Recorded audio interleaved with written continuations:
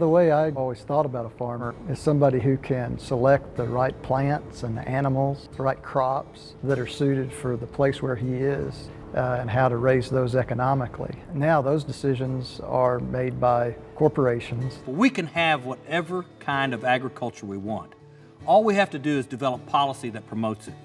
And what we've seen over the last 30 years is a policy that promotes big ag, as we call it, and gives them better tax breaks, better opportunities for efficiencies than it does family farmers in the U.S.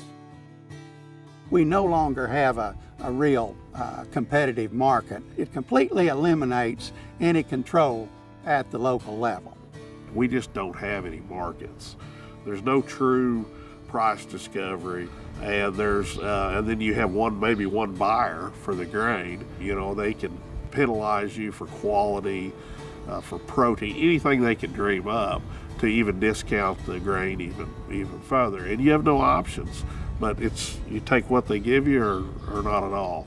It leaves farmers trying to get a piece of the pie that they can't get because it's being sucked up by all these corporations that just keep taking it over. And a lot of times, these corporations are foreign owned, and that leaves people at a real disadvantage. China is the largest pork producer, controlling 25% of all the pork in this country. Over half, at least, the hogs of Marion County are basically owned and finished by the Brazilians. That money is extracted from rural communities and winds up on Wall Street and in the pockets of these foreign corporations. I'm supposed to compete with a foreign government that now owns 1 of every 4 hogs in the United States of America. They're the largest owner of poultry in this country and the largest owner of beef, and U.S. producers are supposed to be able to compete with them. The corporations have come in and they have what's called a vertically integrated model. They own the animal from birth all the way to pork chop, and they control those animals not only to compete against the farmer themselves, but they do that on the backs of family farmers who mortgage their homes and all their farms to build the millions of dollars worth of buildings for those animals to be housed in. A lot of what contracts look like remind me of when you go back through history and read the sharecroppers contracts. It's kind of a modern plantation system, but now you're beholden to the bank and another group. You know, you got 2 different groups that you got to try to please all the time. I mean, you lose your family, you lose your kids, you lose your school, you lose your town, and it just goes on and on and on. So if you've borrowed against your home, against your livelihood, and against your farm, they don't have to negotiate with you, they own you. My granddad would have never, ever believed that they lived in a country that with their soil, their toil, a seed that they bought and planted, when they got done, wasn't theirs. Corporations don't care about rural communities. Neighbors care about each other and they take care of each other in those rural communities, but corporations, they don't care. In Oklahoma, a quarter of our school districts only have school 4 days a week because of budget problems. Whenever your schools aren't open, it's a sign that there's a very serious problem in your rural communities.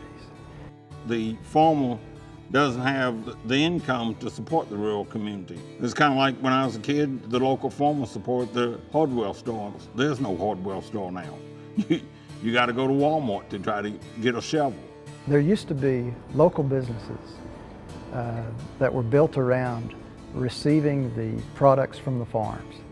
And there were local businesses built around providing products to the farmers. And those are going away, and it just hollows out the rural community. I'm Joe Maxwell. I'm the president of Family Farm Action. I'm a family farmer from the state of Missouri. My brother and I started to farm in the late 70s. We had the best opportunity that America had in almost a century. It's worse today than it was in the early 1900s. The hope and the dream of America is still present. The people haven't given up the idea that they can make it. There has to be equal opportunity.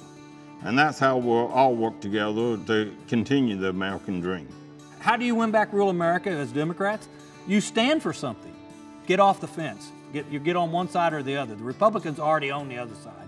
there are folks out there who see the same things that we see, which is that these communities are struggling and that rural America needs really their rights back, and they need to take them back, you know, from the government, but also from corporate agribusiness and from all those that have more money and more power and more influence. We should have a right to an open free market. We should have a right to our own seed. We should have a right to these things. We need A farmer's Bill of Rights.